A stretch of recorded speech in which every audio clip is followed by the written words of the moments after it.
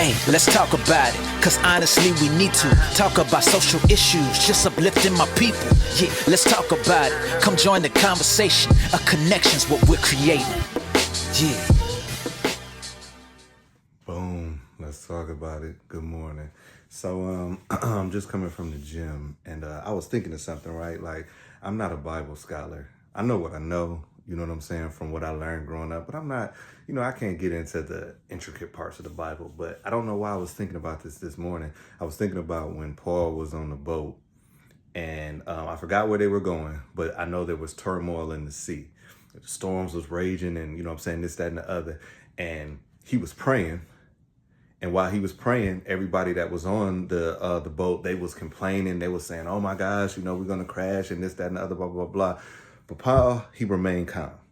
He told them, "Hey, we're gonna get to where we're going." And I'm paraphrasing all of this, but he was like, we're gonna get where we're going. They're like, "How you know?" He like, "Listen, we're gonna get where we're going." So boom, the storm hits. Boom, tears the boat up. They reach land, but the boat was shattered. So they were floating and, it's on debris, whatever, but they made it, right? And I say that story because a lot of us in our lives, we're on these vessels. And we're on these vessels and there's so much turmoil, right? And Paul was on there and he was praying. And because he was praying and God had favor over his life, everybody on the boat lived. So in your life, because you have favor on your life, you doing all the heavy lifting, you doing all the praying, you doing all the fat, you doing all of that stuff, right? There's going to be byproducts of people that's on the boat with you that survive simply because you have favor. So in knowing that God has favor on your life, my question is, why don't you live like that? What I mean by that is so many of us, and I'm including myself in it, we allow ourselves to be shortchanged. Now, like I said, Paul was on that ship. He had nothing but ultimate faith that he was going to get to where they was going because he knew that God had favor on his life, right? He knew that. The byproduct was everybody on that ship that did not trust and believe they were going to make it because he was on the ship. In your personal life, there's going to be people that when that cup runneth over, they receive the blessings as well. But they don't go through the struggle. They don't go through the pain. They're just blessed by association. Growing up, I was blessed by association because of my grandparents. And I know that.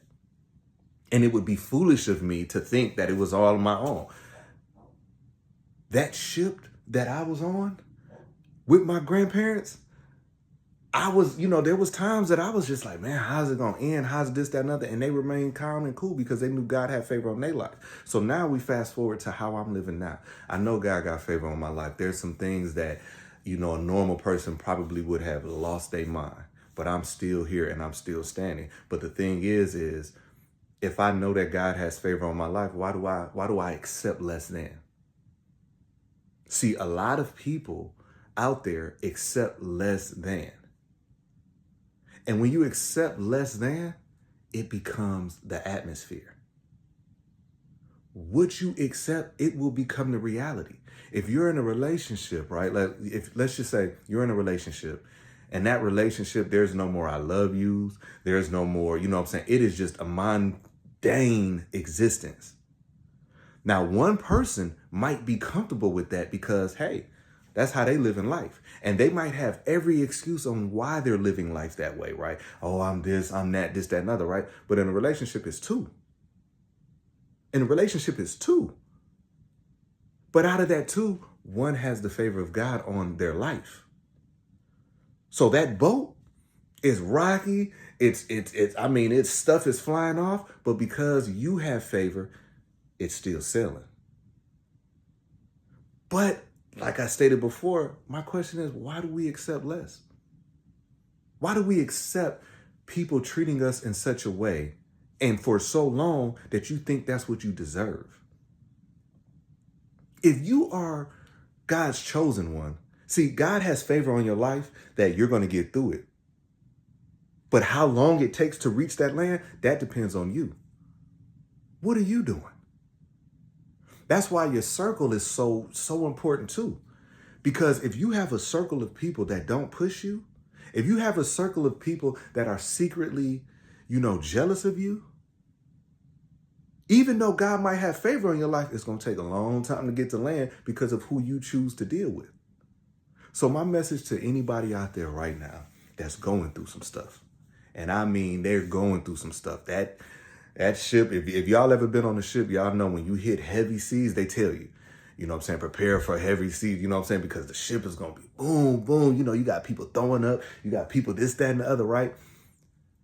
But when God has favor on you and you're on that ship, all of them people is blessed because you're blessed. So if you know that you are the blessing, you can't let people just talk to you any kind of way. You can't let people treat you any kind of way. Because when you know whose you are, you walk a little different. And to those who don't understand that, they will label you as cocky. They will label you as thinking you know everything. Nah, I just know what I know and I know who I am. But see, all of that has to align. You can't know who you are, but you choose to live life with people, places, and things that have you less than. So that's my message to anybody out there right now, right?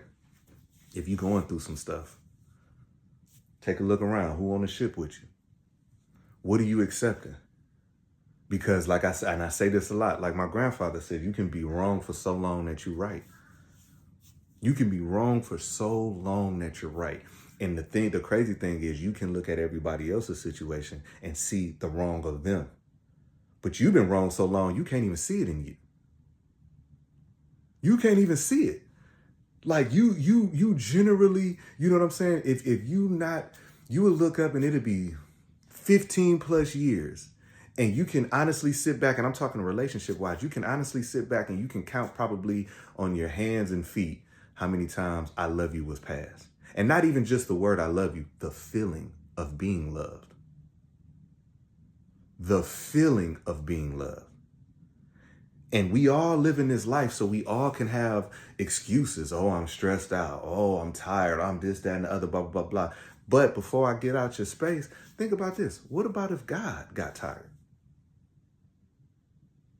What about if you praying and you asking for something, right? And God was like, you know what, I would hit you off, but I'm a little tired right now. Or you trying to get in contact with God, you trying to pray, and he like, man, I don't even feel like answering that phone. I'm tired. Now, we are human beings. We're going to get tired. That's just, a human trait. But the thing is what do you do with that tiredness?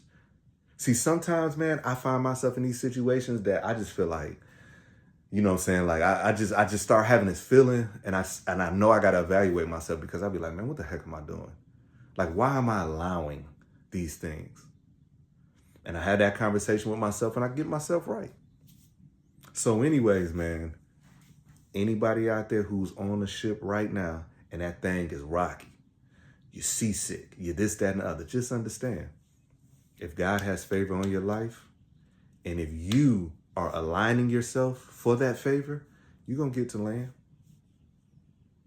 And because you get to land, these people around you are going to get there too. So anyways, man, I love y'all. I thank y'all for all the support. And let me tell y'all this too as well, right? You're going to have seasons of loneliness, right? Seasons, days, for some people, hours. But I'm here to tell you that when you're doing what you're supposed to do, God will send somebody. God will send somebody. He will send somebody to you to fill that void. Now, you have to discern if it's right or not, but God will send somebody to you. You ain't got to chase nothing. It'll happen organically. So anyways, man, I love y'all. Thank y'all.